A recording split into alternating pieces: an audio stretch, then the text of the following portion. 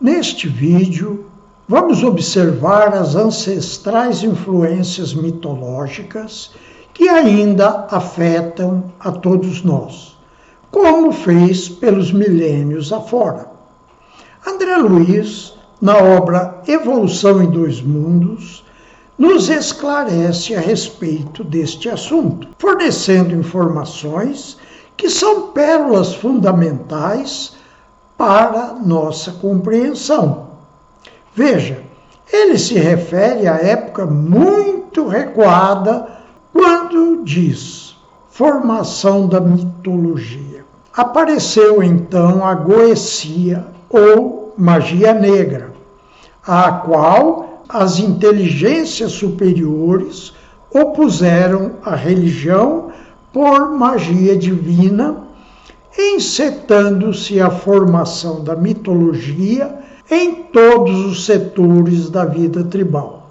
Numes familiares, interessados em favorecer as tarefas edificantes para levantar a vida humana a níveis mais nobres, foram categorizadas à conta de deuses em diversas faixas da natureza e realmente, através dos instrumentos humanos mobilizáveis, esses gênios tutelares incentivaram por todas as formas possíveis o progresso da agricultura e do pastoreio, das indústrias e das artes. A luta entre os espíritos retardados na sombra e os aspirantes da luz encontrou seguro apoio nas almas encarnadas que lhe eram irmãs. Desde essas eras recuadas, empenham-se o bem e o mal em tremendo conflito que ainda está muito longe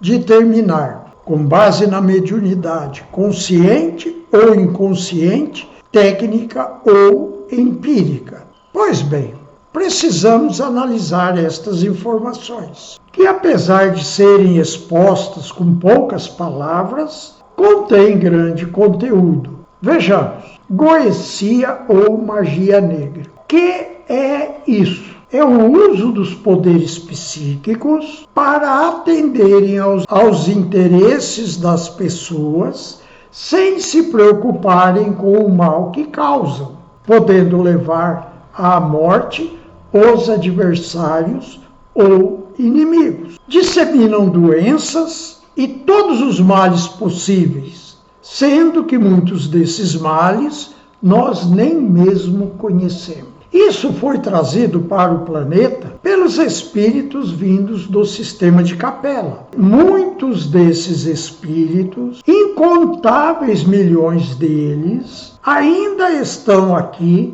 na rebeldia e podemos observá-los na luta insana que travam para a conquista do poder sobre os outros. Aproveito para recordar que todos nós possuímos poderes psíquicos e que podemos causar muitos males com estes poderes. No vídeo anterior fiz uma rápida referência sobre este assunto. Depois teremos um vídeo para mais detalhes. O segundo item fornecido por André Luiz foi a religião. Sempre tive uma repulsa à palavra religião. Esta palavra é usada para se referir a quase tudo que trate de assuntos espirituais. Alguns sociólogos publicaram suas definições, porém não considerei nenhuma delas como correta ou mesmo úteis. Portanto, vou explicar minha ideia pessoal. E todos os estudiosos devem, com seus estudos, desenvolver suas ideias pessoais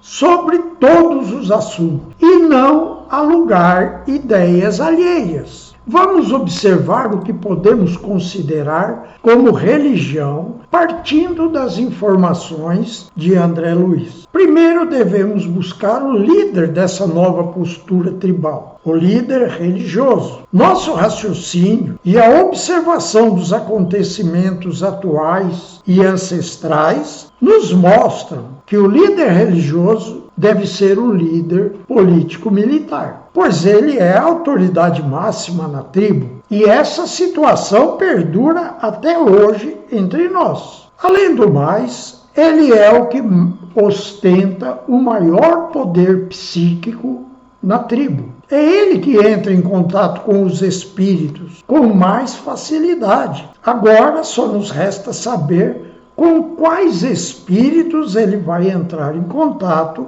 com mais facilidade. Nesta mesma obra, André Luiz nos fala sobre o selvagem desencarnado. Assim podemos compreender, com estas informações, o caminho para a criação do culto ao antepassado, a religião ancestral que nos influencia até hoje. Veja suas palavras. Ele fala sobre o selvagem desencarnado e diz: entretanto, o homem selvagem que se reconhece dominador na hierarquia animal, cruel habitante da floresta, que apura a inteligência através da força e da astúcia, na escravização de seres inferiores que se lhe avizinham da caverna. Desperta fora do corpo denso, qual menino aterrado que, em se sentindo incapaz da separação para arrostar o desconhecido, permanece tímido aos pés dos seus, em cuja companhia passa a viver noutras condições vibratórias, em processos multifários de simbiose, ansioso por retomar a vida física que lhe surge à imaginação, como sendo a única abordável à própria mente. Não dispõe nessa fase de suprimento espiritual que o ajude a pensar em termos diferentes da vida tribal em que se apoia. Pois bem, esse foi o caminho que as inteligências superiores opuseram à religião por magia divina, encetando-se a formação da mitologia em todos os setores tribais. Creio que os estudiosos compreendem com relativa facilidade que este foi o mecanismo para o desenvolvimento do culto ao antepassado, culto que se instalou em todas as culturas do planeta. Os estudiosos poderão compreender mais detalhadamente o culto ao antepassado, que é muito bem explicado na obra A Cidade Antiga. Você pode baixar gratuitamente em uma página da internet, no site que está colocado aqui em cima. No item Livros, você encontra uma foto do livro e basta clicar na foto que contém um link e será encaminhado à página na qual poderá baixá-lo. Com esse estudo, você poderá identificar com facilidade algumas influências deste culto que persiste entre nós. Agora podemos falar sobre o conceito de religião. O culto ao antepassado forneceu um conjunto de preceitos aos seus adeptos. Todos devem obedecer a estes preceitos, pois eles são respaldados pela divindade, ou seja, pelos deuses, ou ainda pelos espíritos ancestrais. Não farei maiores comentários sobre este culto, que é a religião primeira, porque está colocado em detalhes no livro citado. Basta o interesse e estudar. Muitas ideias que estão vivas entre nós surgiram deste culto. Vou citar apenas o uso de velas para uma oração ou para pedir algo a Deus. Estude o livro e compreenderá que até a missa católica vem do culto ao antepassado. Eu vejo as pessoas falarem sobre a atuação de Deus e dos espíritos em nossa vida. Falam com tal leviandade e desrespeito que me deixa perplexo. Mesmo os espíritas se referem aos espíritos como a serviçais, disponíveis a todo momento para atenderem aos mais diversos assuntos. Falam como se tivessem contratado um espírito para servir. Você poderá constatar que toda essa balbúrdia entre os espíritas ocorre por falta de estudos corretamente conduzidos. Veja esta questão de O Livro dos Espíritos, que por não ser compreendida, ela contribui em muito para os equívocos. Veja a pergunta de Kardec. Influem os espíritos em nossos pensamentos e em nossos atos? Veja agora a resposta. Muito mais do que imaginais. Influem a tal ponto que de ordinário são eles que vos dirigem. Depois temos um capítulo todo para falar sobre anjos guardiões, espíritos protetores, familiares ou simpáticos. Esse assunto se inicia na questão 489 e se estende até a questão 521. A falta de estudos corretamente conduzidos levam as pessoas frívolas a gravarem em seus arquivos psíquicos apenas o que as empolgam. Estas pessoas descartam as informações que não as agradam e o resultado é uma grave deturpação das ideias. Veja algumas questões que são descartadas pelos nossos pretensos estudiosos e expositores. Na questão 498, Kardec pergunta: será por não poder lutar contra os espíritos malévolos que um espírito protetor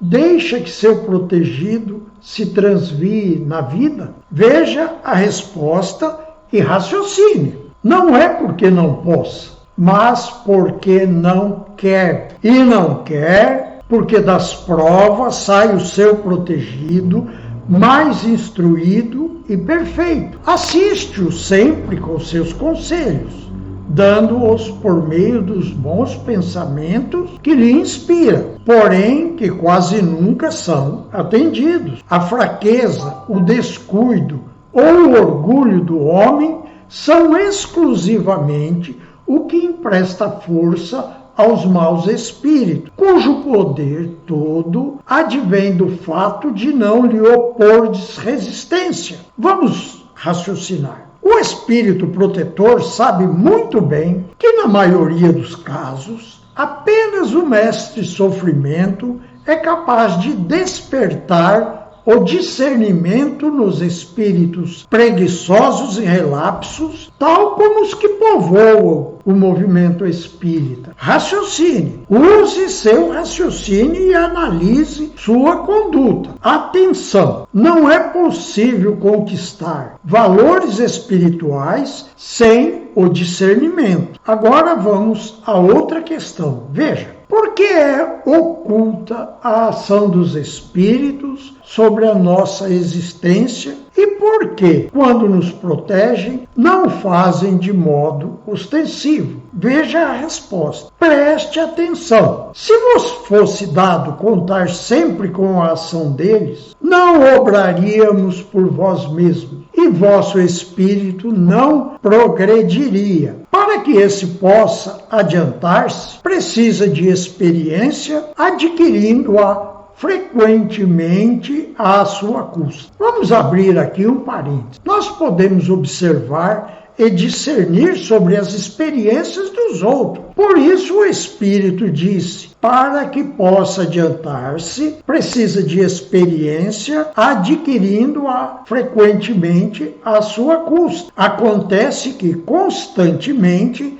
se negligencia o discernimento. Voltemos às palavras do Espírito. Ele continua dizendo: é necessário que exercite suas forças, sem o que seria como a criança, que não consentem que andem sozinho. A ação dos espíritos que vos querem bem é sempre regulada de maneira que não vos tolha o livre-arbítrio, porquanto, se não tivesseis responsabilidade, não avançarias na senda que vos há de conduzir a Deus. Não vendo quem o ampara, o homem se confia às suas próprias forças. Sobre ele, entretanto, vela o seu guia, e de tempos em tempos lhe brada, advertindo-o do perigo. Pois bem, as As explicações dos espíritos nos levam a compreender a necessidade de implantarmos a alteridade, assunto totalmente ignorado entre os espíritas, e também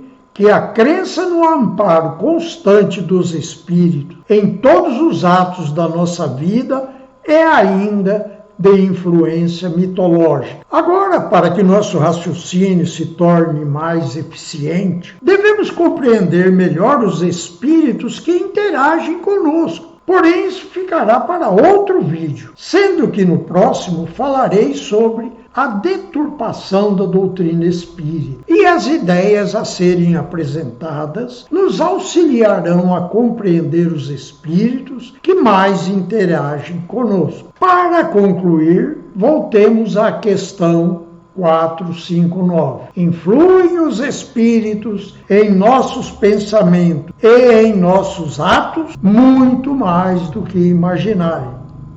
Influem a tal ponto que, de ordinário, são eles que vos dirigem. Agora nos resta saber a qual ordem pertencem os espíritos que nos dirigem. Podemos garantidamente concluir que não são os espíritos que nos querem bem, pois a ação destes é sempre regulada de maneira a não nos tolher o livre-arbítrio. Portanto, jamais nos dirigem. Vamos analisar esses espíritos em outro vídeo. No próximo, veremos algo sobre a deturpação da doutrina espírita. Aguardem!